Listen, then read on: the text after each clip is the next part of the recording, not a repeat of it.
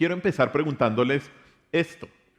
¿Cuántos de ustedes han sido estafados pensando que están comprando un producto original, pero es falso?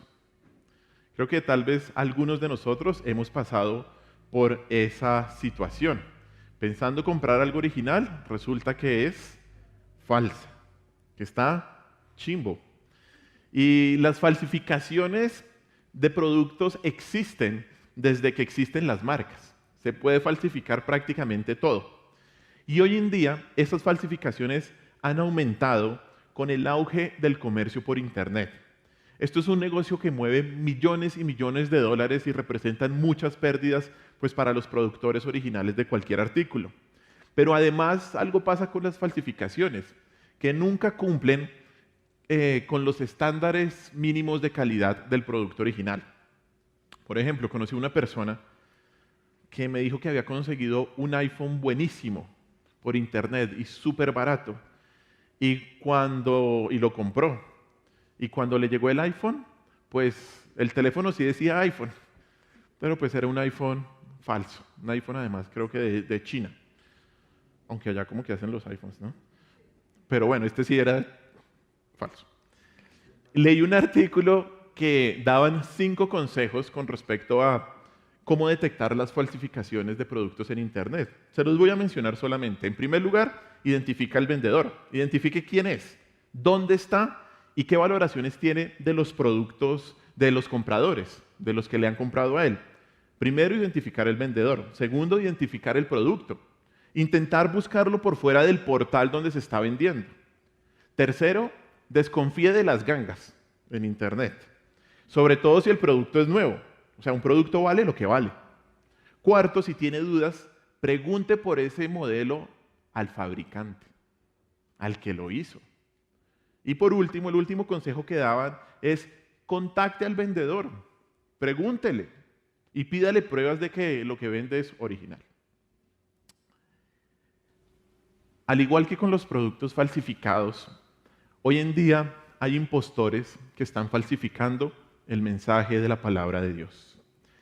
Y estos falsos maestros abundan, al igual que aquellos que venden productos falsos. Tal vez hay más falsos maestros y es como la misma comparación de los que venden también productos piratas, ¿no? Son más los que venden cosas malas que los que venden productos originales. Y estos impostores se hacen pasar por siervos de Dios cuando realmente son siervos de Satanás. Presentan un evangelio diluido que le ofrecen a las personas gangazos, le ofrecen a las personas prosperidad material, pero la verdad es que solo traen ruina espiritual. Por ello, el creyente debe saber distinguir entre lo verdadero y lo falso y siempre ir a la fuente original de la palabra para examinar lo que los falsos creen y lo que los falsos están ofreciendo. Como alguien de aquí de la congregación dice, el mensaje falso es como la comida rápida. Hay mucho McDonald's, ¿cierto? Comida que al final ¿qué? No te alimenta.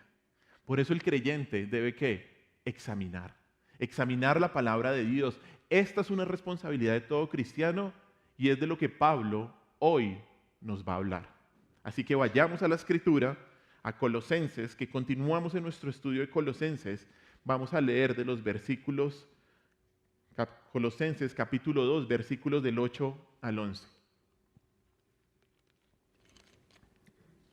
Colosenses capítulo 2, versículos del 8 al 11.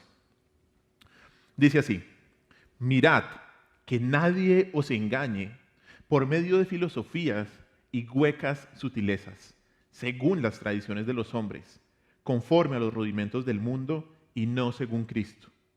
Porque en Él habita corporalmente toda la plenitud de la deidad, y vosotros estáis completos en Él, que es la cabeza de todo principado y potestad. Aquí comienza una nueva sección de la carta, que va hasta el final del capítulo 2.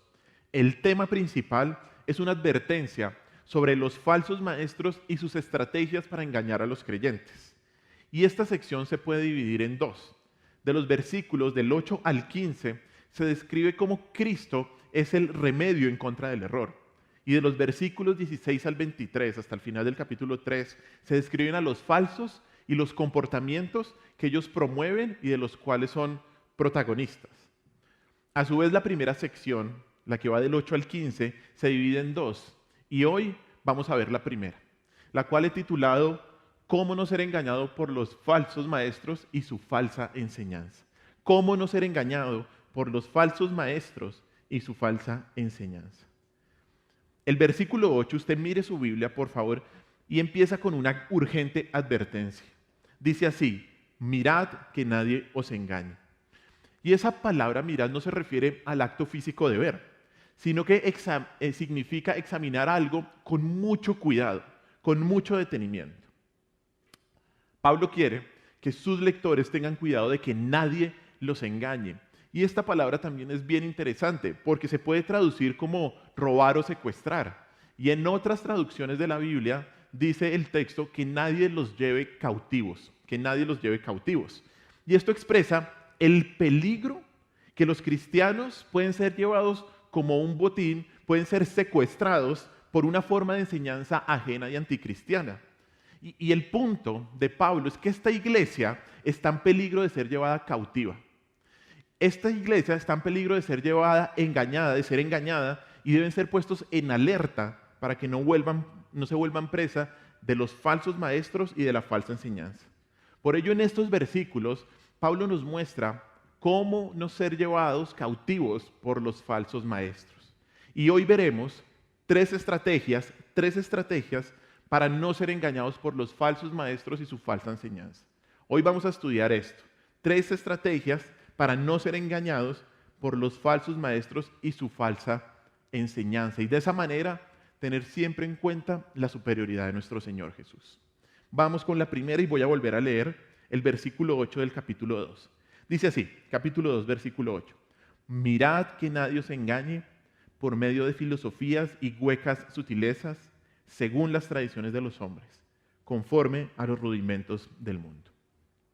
La primera estrategia para no ser engañado es rechazar cualquier enseñanza que no esté centrada en Cristo. La primera estrategia es esa, rechazar cualquier enseñanza que no esté centrada en Cristo. Luego que Pablo advierte a los creyentes en contra del engaño, va a indicar el medio por el cual los falsos maestros están tratando de llevar cautivos a los colosenses. Y este medio es descrito con la palabra, y mire ahí su Biblia, filosofías y huecas sutilezas. En los días de Pablo, la palabra filosofías podría ser cualquier sistema de pensamiento, cualquiera.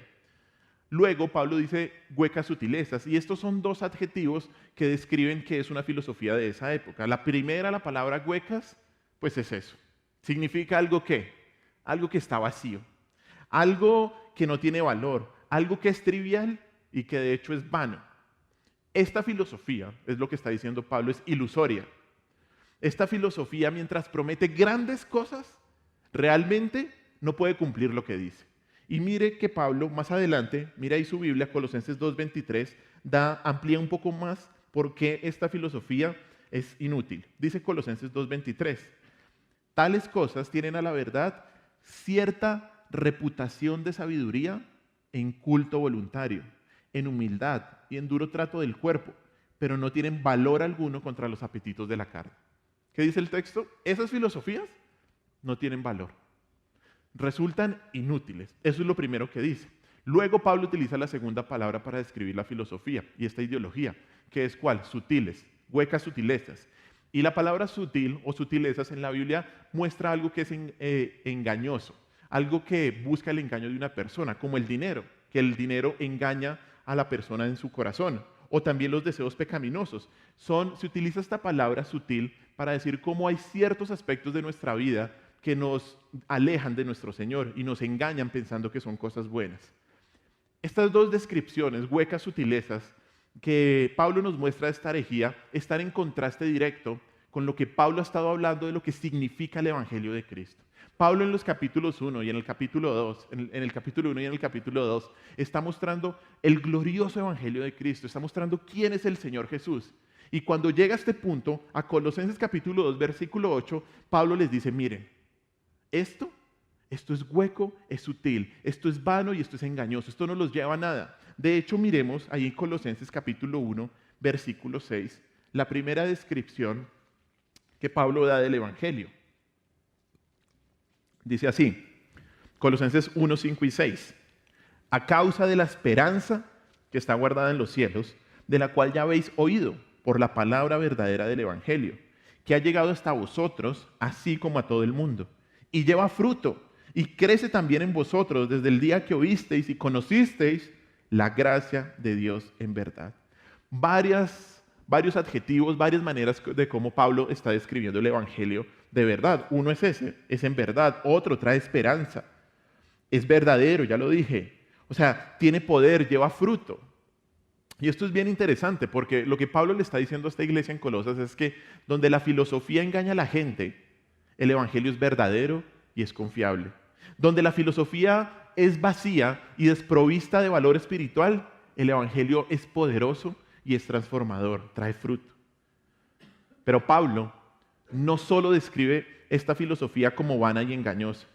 Mire ahí una vez más en Colosenses 2.8, él continúa su fuerte denuncia y muestra su origen y su contenido. Al decir que esta filosofía es según las tradiciones de los hombres, conforme a los rudimentos del mundo y no según Cristo. Esa frase, las tradiciones de los hombres, describe el origen de donde sale esta ideología. Pablo utiliza la palabra tradición en sus escritos para referirse a la enseñanza que es impartida de Cristo a los apóstoles. Pero cuando en este momento él dice la tradición de los hombres, lo utiliza de una manera peyorativa. Él dice que esta filosofía, que parece que viene de Dios, que parece con tintes bíblicos, realmente no es espiritual. Realmente no viene de Dios, sino que es un producto ¿de qué? De la tradición humana, de la especulación humana. Y el contraste es claro. Mientras que los colosenses habían recibido el evangelio de la palabra de Dios mismo, el origen de la filosofía, ¿de dónde viene? De los hombres. Es una tradición simplemente humana. Pero el origen de la filosofía no solo es humano. El contenido, y si usted mira ahí en su Biblia en el versículo 8, es que conforme a los rudimentos del mundo. Esa palabra rudimentos se usaba para aludir a las cosas básicas y fundamentales de una ciencia, o a los rudimentos o a la base inicial de algo, el ABC de algo, de una filosofía en este caso. La palabra mundo, usted conoce, en la Biblia, es algo que se opone a la voluntad de Dios, algo que está separado de la vida de Dios. Por lo tanto, en este versículo, Pablo se está refiriendo a los elementos y a los rituales básicos de la religión humana que son inútiles para llegar a Dios. Son esas tradiciones de hombres, esos rudimentos del mundo que no sirven para llegar a Dios. De hecho, mire usted más adelante, Colosenses 2, del 20 al 23, ya leímos el 23, pero mire cómo Pablo describe estos rudimentos. Dice así, nos amplía un poco más el significado. Pues si habéis muerto con Cristo, en cuanto a los rudimentos del mundo, ¿por qué, como si vivieseis en el mundo, os sometéis a preceptos tales como no manejes, ni gustes, ni aun toque, en conformidad, y ponga atención, a mandamientos y doctrinas de qué? De hombres. Cosas que todas se destruyen con el uso. Y leamos una vez más el 23. Tales cosas tienen a la verdad cierta reputación de sabiduría, en culto voluntario, en humildad y en duro trato del cuerpo, pero no tienen valor alguno contra los apetitos de la carne. ¿Qué dice esto? Rudimentos. ¿Esto qué? No sirve, es vano, es inútil. Los rudimentos entonces son la enseñanza fundamental o la enseñanza elemental sobre preceptos, sobre reglamentos y sobre ceremonias por los que la gente, tanto judíos como gentiles en ese entonces, buscaban y trataban de alcanzar por sus propios esfuerzos la salvación de Dios y también la espiritualidad. Y por ello Pablo, y fíjese en el versículo 8, ahí Colosenses 2.8, al final concluye diciendo que todo esto es ¿qué? O más bien, no es según Cristo. Todo esto no es según Cristo. Todo esto no se basa en Cristo como su centro. Lejos, lejísimos de ser un conocimiento fundamentado en la palabra de Dios, las creencias de los falsos maestros se oponían a Cristo. Y estas enseñanzas y prácticas no estaban fundamentadas en nuestro Señor Jesús ni en su enseñanza. Y lo que hacían, en vez de acercar al hombre a Dios, ¿qué? Lo alejaban.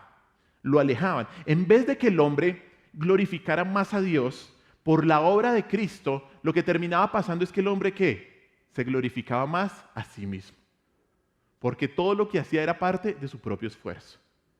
Y la razón por la cual debemos rechazar una enseñanza que no tenga a Cristo en el centro es que todo tipo de práctica que no esté fundamentada en nuestro Señor Jesús es inútil, es vacía y no sirve para nada.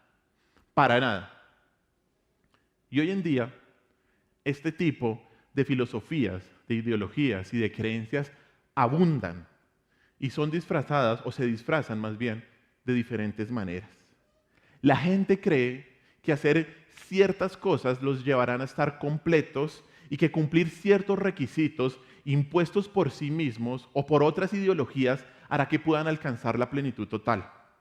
Por ejemplo, tal vez el caso más común que tenemos, los católicos, la Iglesia Católica, que dice que Cristo debe estar en el centro, pero también que se necesitan las obras para la salvación, o que se necesitan otros mediadores para llegar a Dios, como los ángeles, como María misma. Y cuando una ideología, o también más bien, o cuando una ideología, cuando un pastor, cuando una iglesia, entre comillas cristiana, te dice que debes hacer ciertas prácticas para tener un nivel espiritual avanzado, y solo son verdaderamente espirituales y comprometidos con Dios aquellos que han vivido ciertas experiencias o progresado en todos los niveles de liderazgo que tiene un lugar, ten cuidado. Porque están colocando cosas añadidas a Cristo, cosas que te están diciendo, esto te falta para ser más espiritual. Ten mucho cuidado. Eso es creer que la madurez espiritual se alcanza por los esfuerzos propios y no por la obra de Cristo. Eso es creer eso. De hecho, mira 2 Corintios, por favor, 2 Corintios capítulo 4, versículo 5. Un ejemplo que nos da Pablo como pastor, Pablo como predicador. 2 Corintios capítulo 4, versículo 5. Dice así Pablo, porque no nos predicamos a nosotros mismos, sino ¿a quién? A Jesucristo como Señor y a nosotros como vuestros siervos por amor de Jesús. Y usted me preguntará, bueno, ¿y este versículo por qué lo estamos mencionando? ¿Qué hacía Pablo? Pablo se predicaba sus disciplinas espirituales. Pablo predicaba su manera de ser devoto a Dios, su piedad. Pablo predicaba alguna ideología que él pensaba que era mejor. Nunca. ¿Qué dice ahí?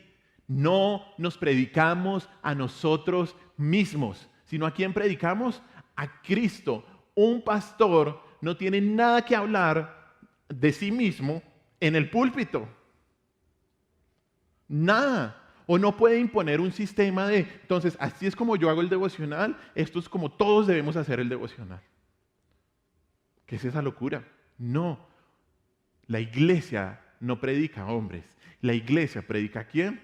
A Cristo y solo a Cristo. Y mucho cuidado, mucho ojo, como ahorita está diciendo mi hija. Mucho ojo, papá. Dice así. Es probable que este tipo de falsa enseñanza no niegue que Cristo es fundamental para la salvación. Pero cuando dicen que se debe agregar ciertas prácticas para lograr una verdadera realización espiritual, ahí se equivocan. Ahí se equivocan. En este caso, la suma significa resta. La suma significa resta, porque no se puede sumar a Cristo sin restarle de su lugar exclusivo en la creación y en la historia de la salvación. La suma significa resta cuando tratas de añadirle algo a Cristo o alguna práctica extra bíblica a Cristo. Si Cristo y si su oferta de cambio no está en el centro de una enseñanza, esta ideología solamente se basa en el orgullo humano. Y es una mentira. Es una mentira. Y seguramente esta es la razón por la cual a la gente le gusta más este tipo de predicaciones, de ideologías y de filosofías. Esta es la razón por la cual a la gente le gusta más estas tradiciones de hombres y estos rudimentos. ¿Sabe por qué? Porque este tipo de ideología y de predicación apela al orgullo humano. Apela al orgullo humano. Y colocan el esfuerzo propio como la razón por la cual se está logrando un cambio. Y eso no es así. La gente, de hecho, prefiere practicar rudimentos y filosofías que creer en Cristo y arrepentirse. ¿Sabe por qué? Porque creer en Cristo y arrepentirse demanda humildad. Demanda que usted sea humillado. En cambio, lo otro, ¿qué? Hace brotar el orgullo pecaminoso. Hace brotar, yo puedo. Yo decidí. Como hace poquito vi algo que a veces me sale por ahí en YouTube. Y le preguntaban a un pastor, decía, pastor, ¿cómo puedo hacer para no seguir procrastinando? Y el pastor decía, un día yo decidí, ¿no? Un día yo decidí dejar de procrastinar. Y obviamente la Biblia que nos enseña que nosotros debemos hacer todo decentemente y ¿qué? En orden. Que es un pecado no cumplir nuestras responsabilidades y no hacer las cosas bien para la gloria de Dios. Pero este pastor basó toda su enseñanza en esa cosa tan chiquita, en decir que él decidió, él tiene el poder, él tiene la capacidad. No. Cuando una ideología, cuando una filosofía se basa en el orgullo humano, es vana y es inútil. Y cuando esto sucede, es claro que esta filosofía, así suene muy lógica, así suene muy atractiva, así suene muy moderna, esto es un engaño y debe ser rechazado. Debe ser rechazado. Todo sistema de pensamiento que no tiene en el centro a Cristo, ni le quiere dar el honor que se merece, es algo hueco, vano, ilusorio, y no sirve para nada. La primera estrategia, y apréndalo muy bien, la primera estrategia para no ser engañado por los falsos maestros y por su falsa enseñanza es rechazar cualquier enseñanza que no esté centrada en nuestro Señor Jesús. Eso es lo primero. Lo segundo, volvamos a Colosenses capítulo 2, versículo 9. Colosenses 2, versículo 9 dice así: porque en Él habita corporalmente toda la plenitud de la deidad. En Él habita corporalmente toda la plenitud de la deidad. La segunda estrategia para no ser engañado es rechazar cualquier enseñanza que no acepte la completa naturaleza de nuestro Señor Jesús. Rechazar cualquier enseñanza que no acepte la completa naturaleza de nuestro Señor Jesús. El versículo 9, en una frase, afirma que Cristo es totalmente Dios, verdaderamente Dios y totalmente hombre, verdaderamente hombre. Esa expresión que dice ahí en el versículo 9, que dice habita corporalmente, describe el cuerpo de un ser humano. Y en este caso, quien habita corporalmente ahí es toda la plenitud de la deidad. Toda la plenitud de la deidad. Y esto hace referencia de inmediato a la encarnación del Dios Hijo cuando vino a la tierra a ser hombre. El Dios Hijo vino al mundo como Dios para tomar la forma de hombre y poder salvarnos de la condenación y llevarnos al cielo. Además, en este versículo, Pablo está diciendo que en Cristo no habita una partecita de la deidad. No es una mezcla que se fundieron las dos personalidades y salió una nueva. No, eso es una mentira y eso es una herejía también. No, lo que el Señor está diciendo, o el Espíritu Santo a través de Pablo, está diciendo que en Él no habita un poquito de la deidad, sino que habita ¿qué? ¿Qué dice el texto? Toda la plenitud de la deidad. Jesucristo es 100% ¿qué? Dios.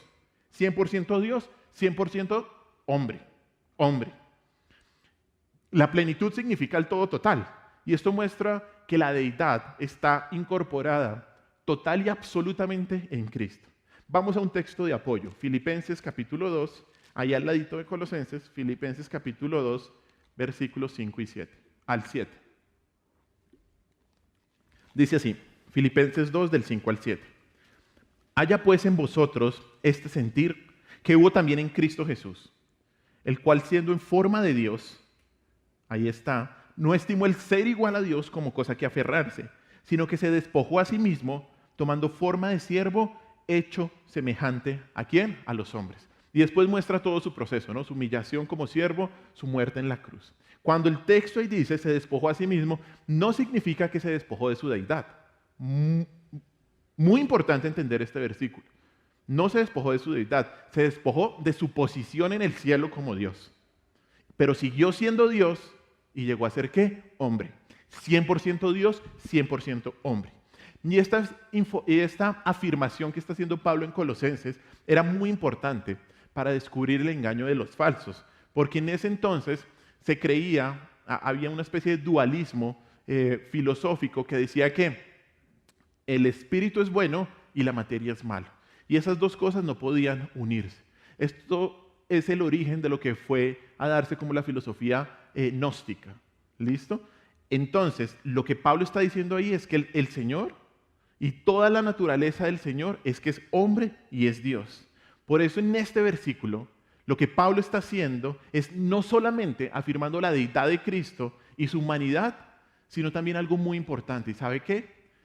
Que Cristo es el único intermediario entre Dios y los hombres. Cuando Pablo utiliza, ahí en Colosenses capítulo 2, versículo 8, la palabra plenitud, si ustedes recuerdan lo que estudiamos en el capítulo 1, donde también se menciona la palabra plenitud, esa palabra era utilizada en la época para referirse a ciertas esferas de este dualismo, a ciertas esferas que eran como intermediarios entre el mundo espiritual y el mundo terrestre, entre Dios y los hombres. Cuando Pablo dice que toda la plenitud de la deidad habita en Cristo, significa que Cristo es ¿qué? El único intermediario, que no hay más, que solamente Cristo es quien nos dirige a Dios, el único camino, la única verdad y la única vida. Esas plenitudes, esas esferas, no tienen nada que ver. De hecho, miremos lo que dice Primera de Timoteo. Busque ahí Primera de Timoteo, capítulo 2, versículo 5. Primera de Timoteo, capítulo 2, versículo 5. Dice así, porque hay un solo Dios, ¿y qué más? Y un solo mediador entre Dios y los hombres. ¿Quién? Jesucristo, hombre. ¿Hay algún mediador más? ¿En los ángeles? ¿Los santos? ¿La Virgen? ¿Buda? ¿Mahoma? ¿El mantra? ¿El nirvana? No, solo hay uno. Solo hay una manera de llegar a Dios y es por Cristo. Y definitivamente lo que estaba pasando ahí en Colosas es que los maestros del error, los falsos, estaban tratando de mostrarle a la iglesia que habían ciertos seres divinos, que eran importantes tenerlos en cuenta. Pero Pablo con esta afirmación les dice, ustedes tienen algo mejor. ¿Ustedes tienen a quién? A Cristo. Ustedes tienen a Cristo. A Cristo. Y nosotros tenemos a Cristo, hermanos. A veces se nos olvida que ese es el gran tesoro del creyente. Tenemos a Cristo. Entender este versículo, entender la completa humanidad y la completa divinidad de Cristo es una de las doctrinas fundamentales del cristianismo. Y de hecho es lo que usualmente separa la raya para distinguir lo que es una herejía. Esto es lo que nos muestra casi siempre lo que es una herejía y lo que no es una herejía. ¿Qué es una herejía? Una herejía es una enseñanza falsa que contradice las verdades bíblicas del cristianismo. Dentro de la historia de la iglesia ha habido diferentes puntos de vista de diferentes temas. Pero los errores relacionados con la persona de Cristo y el camino de salvación son más serios, mucho más serios, que por ejemplo tener diferentes puntos de vista, por ejemplo con respecto al gobierno de la iglesia o incluso con respecto al final de los tiempos. Esos son puntos de vista en que se puede dialogar entre cristianos sin comprometer la enseñanza fundamental sobre Cristo. Pero cuando hay una enseñanza que tergiverse quién es Cristo, cuando hay una enseñanza, una ideología, una religión que ponga en duda la completa naturaleza de Cristo como Dios, hombre y único mediador, debe ser rechazada de inmediato. De inmediato. Usted no se puede poner a jugar con eso. Cualquier ideología que diga que Cristo no es Dios es falsa. Cualquier creencia que diga que Cristo no fue hombre es falsa. Cualquier pensamiento, ideología o religión que diga que Cristo no es el único mediador entre Dios y los hombres es falsa y debe ser condenada. Primera de Juan 4, del 1 al 3. Vamos ahí. Primera de Juan, capítulo 4, versículo 3. Versículo que nos estuvo exponiendo el pastor Javier hace algunos domingos. Dice así: Amados, no creáis a todo espíritu, sino probad los espíritus si son de Dios. Porque muchos falsos profetas han salido por el mundo. En esto conoced el Espíritu de Dios. Todo espíritu que confiesa que Jesucristo ha venido en carne es de Dios. Y todo espíritu que no confiesa que Jesucristo ha venido en carne no es de Dios. Y este es el espíritu del anticristo, el cual vosotros habéis oído que viene y que ahora ya está en el mundo. Hoy en día está de moda creer que hay un solo Dios, pero que hay muchos caminos para llegar a Dios, que hay muchos caminos para la salvación y muchos caminos por los cuales se puede acceder a Dios. ¿Sabe cómo se llama esto? Ecumenismo. Ecumenismo. Eso se llama ecumenismo y es un engaño del mismo Satanás.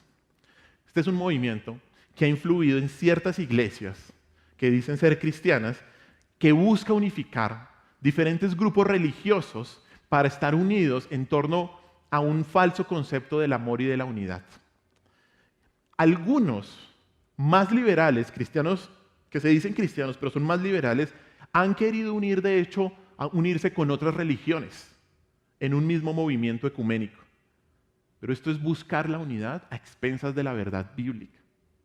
Y la iglesia es ¿qué? Primera de Timoteo 3:15, columna y sostén de la verdad. Columna y sostén de la verdad. Y esto, buscar esto, escúcheme bien, es un error y es un pecado.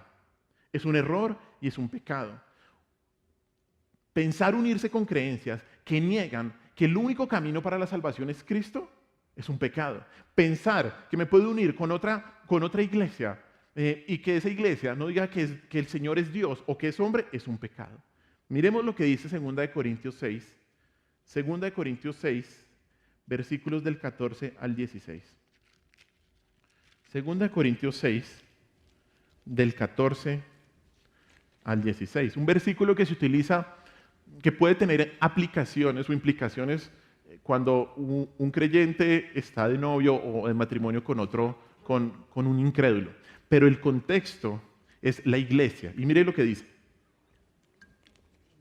No os unáis en yugo desigual con los incrédulos, porque ¿qué compañerismo tiene la justicia con la injusticia? ¿Y qué comunión la luz con las tinieblas? ¿Y qué concordia Cristo con Belial? ¿O qué parte el creyente con el incrédulo? ¿Y qué acuerdo hay entre el templo de Dios y los ídolos? Porque vosotros sois templo del Dios viviente, como Dios dijo, habitaré y andaré entre ellos y seré su Dios y ellos serán mi pueblo. Es pecado y debe ser rechazado.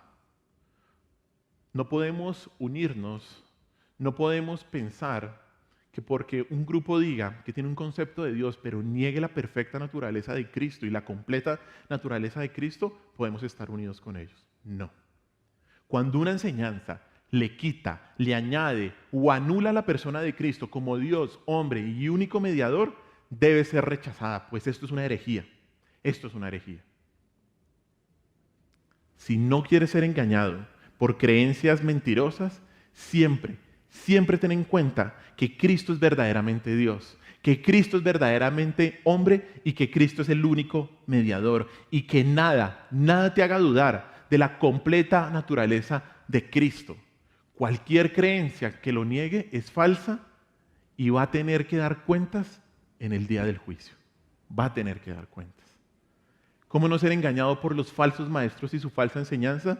Primero, rechaza cualquier enseñanza que no esté centrada en Cristo. Segundo, rechaza cualquier enseñanza que niegue la completa naturaleza de Cristo. Y tercero, entiende que no te falta nada por fuera de Cristo. No te falta nada por fuera de Cristo. Miremos lo que dice el versículo 10 de Colosenses 2. Dice, y vosotros estáis completos en Él, que es la cabeza de todo principado y potestad. La tercera estrategia para no ser engañado es entender que no te falta nada por fuera de Cristo. Absolutamente nada. Y esto viene así. Este es un pensamiento lógico que nos muestra el apóstol Pablo. Dado que toda la plenitud de la esencia misma de Dios está concentrada en Cristo, no hay justificación para que el creyente busque ayuda o suficiencia o completud en otras fuentes. Nada. Dado que en Cristo está todo, en Él no nos falta nada. Y Pablo comienza este versículo con una declaración contundente que dice que el creyente está completo en Cristo. Y por eso es tan lindo estudiar estas palabras en el original. Esa palabra completo significa llenar, significa suplir generosamente. Lo utilizaban para mostrar cuando algo estaba lleno hasta el máximo y cuando se llenaba hasta el borde. Y describir algo que no le falta nada o algo que no se le puede agregar nada más es lo que está diciendo Pablo, es lo que está describiendo. El cristiano está con Cristo al máximo de su capacidad, al máximo. Además hay algo importante que vimos hace 8 días y es que esta palabra está en tiempo perfecto. ¿Y eso qué significa? Que es una acción que ya completada, ¿cierto? Es una acción ya completada y que tiene efectos continuos. Y esto significa que al creyente no se le puede agregar nada más a su vida porque en Cristo ya está completo. Ya está completo. El creyente no necesita de nada más. ¿Necesita quién? Necesita a Cristo. El cristiano en Cristo ya no necesita nada. Está al máximo de su capacidad. Y Pablo usa este lenguaje porque está contrarrestando directamente lo que los falsos maestros están diciendo, que se necesitaba buscar algo más por fuera de Cristo para alcanzar la realización espiritual. Mire ahí más adelante en Colosenses 2 también, por favor. Colosenses 2, 18. Dice así: nadie os prive de vuestro premio, afectando humildad y culto a los ángeles, entremetiéndose en lo que no ha visto, vanamente hinchado por su propia mente carnal. ¿Qué le estaban diciendo los falsos maestros a esta iglesia? Que ellos tenían visiones, que ellos estaban siendo muy humildes, que estaban añadiendo algo más a lo que ya el creyente no necesitaba. No, es que hay una nueva experiencia. Ellos estaban diciendo esto: les ofrecemos los medios para alcanzar la plenitud espiritual, para alcanzar la verdadera experiencia espiritual real, para pasar de Cristo a una experiencia espiritual más profunda. Y creo, y tal vez usted se está acordando, de que esto es muy parecido a lo que algunos dicen hoy en día, acerca de que se necesita una nueva unción, que se necesita una doble, triple, cuarta, quinta unción, a que se necesita un doble bautismo del Espíritu. Cosas totalmente mentirosas. El doble bautismo o la segunda experiencia no existe en la palabra de Dios. Cuando el creyente llega a salvación, es bautizado, sumergido en el cuerpo de Cristo por el Señor. El creyente no necesita una nueva experiencia, el creyente no necesita un nuevo avivamiento. Hay por ahí buscadores de avivamientos por todo lado. Y que entonces se levanta una iglesia y dice: aquí está el avivamiento, y otra iglesia: aquí está el avivamiento. Y las personas van aquí y van allá buscando esa nueva experiencia. No, no y no. Pablo está afirmando aquí la exclusividad de Cristo y dice que todo lo que podemos conocer acerca de Dios, toda experiencia de Dios y espiritual de Dios se encuentra ¿en quién? En Cristo, en nadie más. Y por eso el creyente no necesita nada más. Y de hecho eso se enfatiza en la siguiente frase del versículo 10, cuando Pablo dice que es la cabeza, Cristo es la cabeza de todo principado y potestad. Y la palabra cabeza se utiliza en este pasaje como una metáfora que indica principalmente autoridad. Y como vimos en el capítulo 1, cuando Pablo hace referencia a los principados y a las potestades, se está refiriendo a seres angelicales, pero malos, no buenos. Y al Pablo decir que Cristo es la cabeza de estos principados y potestades, está diciendo que Él los gobierna. Y como en el versículo que acabamos de leer, que dice que habían unos que estaban, ¿qué? Como adorando a los ángeles. Y Pablo lo que les está diciendo a esta iglesia es que ustedes no tienen por qué adorar otras cosas, a los ángeles, Porque estos seres están bajo ¿qué? Bajo la cabeza de Cristo. Estos seres dependen de Cristo. Estos seres no actúan por sí solos. Al decir que Cristo es la cabeza de estos seres, se afirma no solo que Él tiene toda autoridad sobre ellos, sino que ellos dependen de Él. Y Cristo es quien determina lo que ellos pueden o no hacer. El mensaje para los colosenses es muy claro. Y es que es muy necio recurrir a los ángeles o a otro intermediario cuando estos seres dependen de Cristo. Tampoco hay razón para temerles, porque estos están bajo el control de su cabeza. Y aquel que es Dios y cabeza de todo, que es el Señor del universo entero, que es el creador de todo, es el mismo que llena la vida del creyente. Aquel que es cabeza de todo es el mismo que llena la vida del creyente. No solamente en Cristo habita la plenitud de la deidad, sino que los cristianos participamos de su naturaleza. Miremos Juan capítulo 1, versículo 16. Participamos en su naturaleza porque es lo que somos en Cristo, estamos en Cristo. No porque como por ahí hay una corriente que dice que somos diositos. Cuidado con eso. No. Cuidado, juniors. Por ahí ya saben de quién estamos hablando, ¿no? Juan 1:16. Miren lo que dice. Juan 1:16. Dice así. Porque de su plenitud, ¿de la plenitud de quién? De Cristo, tomamos todos, ¿y qué? Gracia sobre gracia. Gracia sobre gracia. ¿Por qué? Porque es de la plenitud del Señor. Cuando una persona llega a salvación, recibe ¿qué? La plenitud de gracia. La plenitud de Cristo. La totalidad de Cristo se convierte en mi totalidad. De modo que alguien que se convierte en cristiano está ¿qué? Espiritualmente íntegro. ¿No le falta qué? Nada. Está completo en el Señor, no te falta nada. Y este es el punto que Pablo está tratando de decirle a la iglesia de Colosas. Y que hoy la palabra nos está diciendo a nosotros. Este es el punto que hoy la palabra te quiere decir a ti. Y quiere que tú aprendas en tu mente, en tu corazón y lo vives. Y es este. Cuando recibes a Cristo, cuando Dios te cambia el corazón, eres sanado. Y un hombre sano no necesita más medicamentos. No. No necesitas filosofía humana. No necesitas un legalismo religioso. No necesitas un extraño misticismo pagano. No necesitas ideologías contemporáneas que te hacen visualizarte como un campeón. No. No necesitas refugiarte en otra persona. No. No necesitas ser reconocido o no necesitas las cosas materiales. Porque cuando llegas a Cristo, estás ¿qué? Completo, lleno. No necesitas a nada. Así todos se vayan, porque así padre y madre me dejaren, con todo Dios me recogerá. Amén. Cuando tienes a Cristo no necesitas nada. Cuando tienes a Cristo y su salvación, estás completo y punto. Sin Cristo, el creyente permanece por siempre incompleto.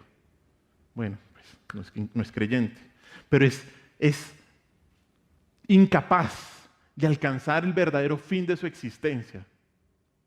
Y no puedes dejarte engañar por otras creencias o por pensamientos que te ofrezcan el cielo, la completud espiritual, pero en realidad esas creencias ¿qué son?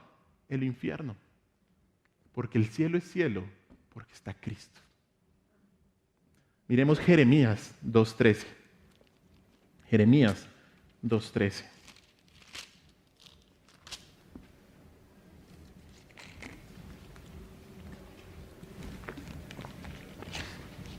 Mire lo que dice Dios al pueblo, y lo podemos aplicar a nosotros también.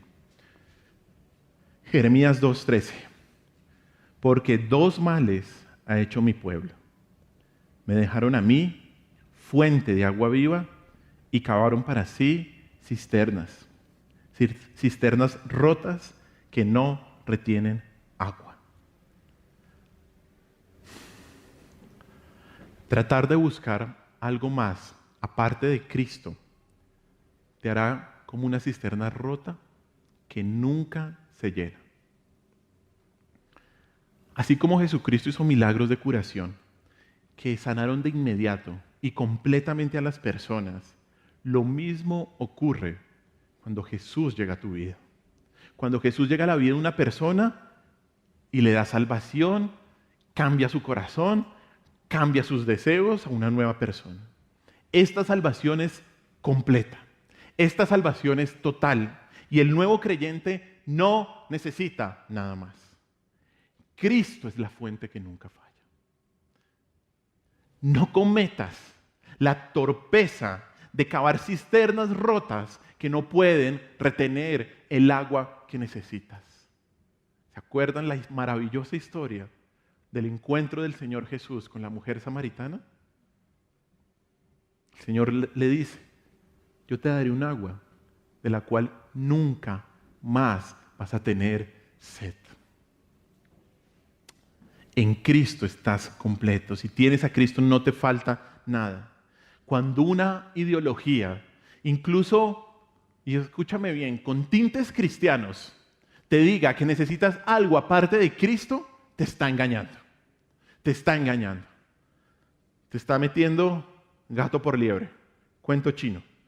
Qué pena con los chinos. Estos falsos maestros, con su falsa enseñanza, buscan engañar a los creyentes para vivir esclavizados a creencias que no les permiten alcanzar la verdadera libertad y la llenura espiritual. Así que, hermanos, iglesia, los ojos bien abiertos, por favor, bien abiertos. Las creencias basadas en las tradiciones de los hombres, en los rudimentos del mundo, en las religiones de hoy en día, no tienen nada que añadir a lo ya cumplido. Lo mismo, los que se dicen ser cristianos, escritores, autores, pastores, que Dios tiene una nueva revelación, no. Usted rechace eso, porque como hemos aprendido aquí en la iglesia, todo lo nuevo en la Biblia es ¿qué? Es malo. Es malo. ¿Se acuerda lo que el Señor Jesús dijo en la cruz? La última palabra, consumado es. Consumado es. Y cuando lo dijo, no solo lo dijo en términos de su obra en la cruz, sino también en términos de asegurar la plenitud de la salvación y de la llenura espiritual para los creyentes. Consumado es. Hermanos, ya todo está consumado. No necesitas mirar a ningún lado para buscar la llenura en tu vida. No lo necesitas. No necesitamos mirar a ningún otro lado, sino solamente ¿a quién? A Cristo. Mirarlo sentado en su trono, que Él gobierna, porque Él está ahí, Él está aquí también. Y no necesitamos nada más. ¿Cómo no ser engañado por estos falsos que hoy en día abundan, que hoy en día quieren llevar a millones de personas al infierno? Primero, rechaza cualquier enseñanza que no tenga en el centro a Cristo. Rechaza cualquier enseñanza que niegue la completa naturaleza de Cristo y entiende que no te falta nada en Cristo. Que en Cristo ya estamos completos. Amén. Oremos.